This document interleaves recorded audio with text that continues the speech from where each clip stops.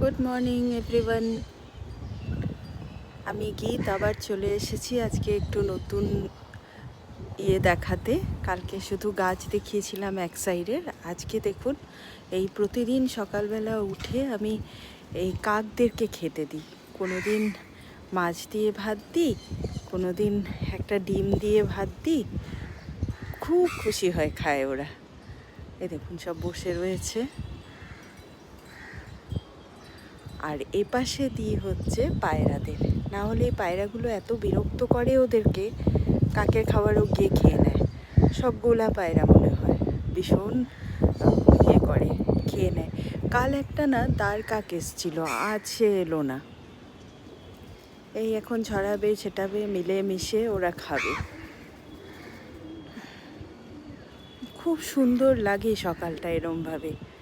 মানে আমি তো তাড়াতাড়ি করে উঠে আগে ব্রাশ টাশ করে মানে এদের খাবারই রেডি করে আমি চটপট চলে আসি যে এরা কতক্ষণে খাবে। কি সুন্দর গুম গুরুম গুরুম করে আওয়াজ করে মুখে আর খায়, দারুণ লাগে। কালকে একটা দাঁড় কাকু এসেছিল, আর একটা কাককে দেখে কালকে খুব মায়া লেগেছে। ওর একটা পা ছিল না, এত কষ্ট লাগছিল।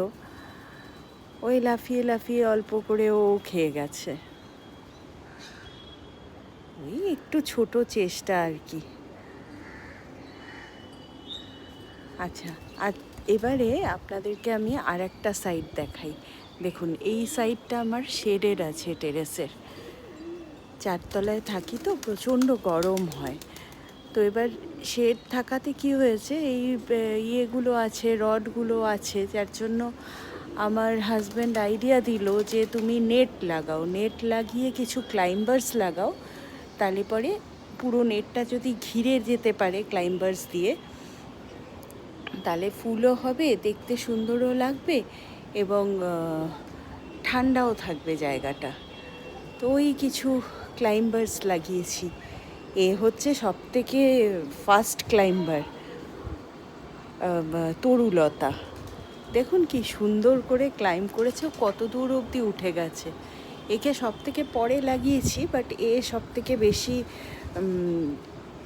ক্লাইম্ব করেছে। আর এখানটা যেহেতু শেডেড, কিছু